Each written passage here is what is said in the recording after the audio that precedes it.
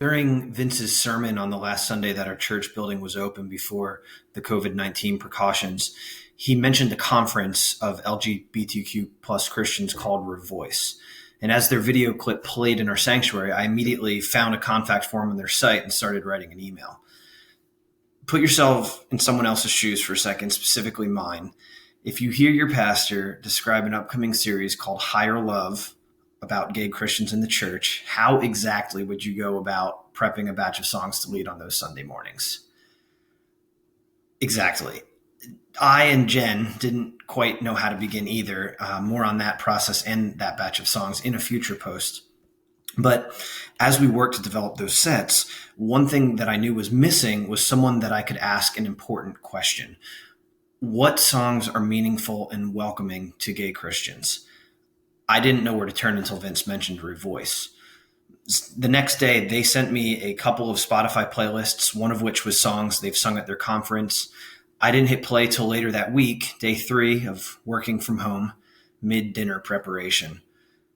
The first song stopped me in my tracks, chef knife in one hand, bundle of cilantro in the other.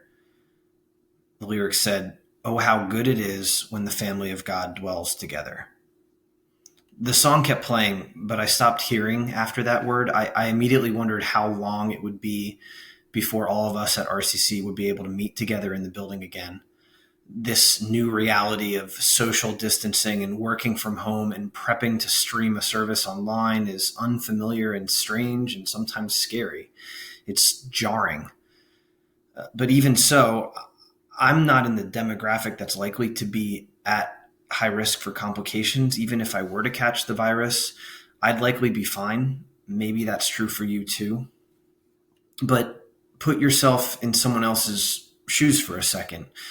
The elderly who aren't so sure they'd be okay if they caught it, those with compromised immune systems, or those who don't have the capability of working from home easily or have already lost their jobs due to businesses shutting down.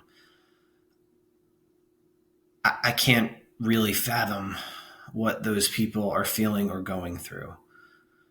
With all of that considered, I am one of the fortunate ones, but I can still mourn with those who mourn. I tuned back into the song, still playing, but now listening in the context of the group that had sent it for me. "With one voice we'll sing to the Lord" begins the chorus. I read the lyrics as I thought about how they would land and resonate with a gay Christian. Put yourself in someone else's shoes for a second. The kid who has a same-sex crush on someone in their youth group, later told he wouldn't be welcome anymore.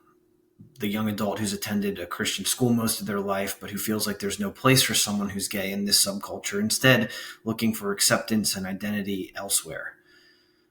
I'm not in the demographic of people who would feel this confusion and hurt and pain. I can't really fathom what those individuals with same-sex attraction are going through when they are rejected over and over again. Loneliness they might feel as they struggle with who they are. But I can still mourn with those who mourn.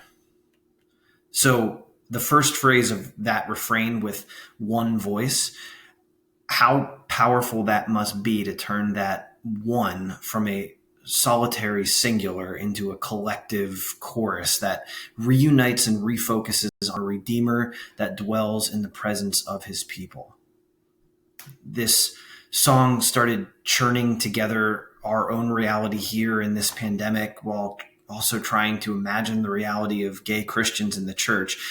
Don't get me wrong, I'm not equating the two, and nor do I mean to unintentionally minimize the experience of LGBTQ plus Christians.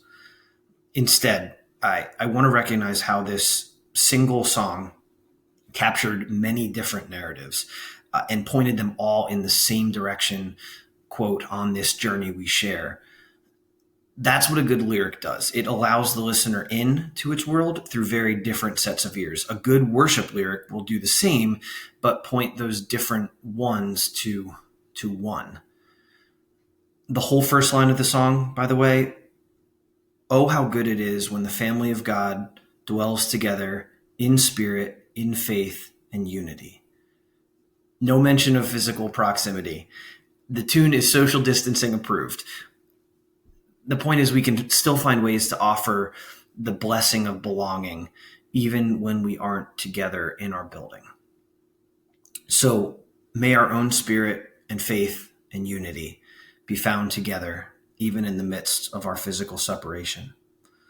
And even in the midst of our own individual experience and reality, may we be called to the reality of what it looks like to live as one. Thanks.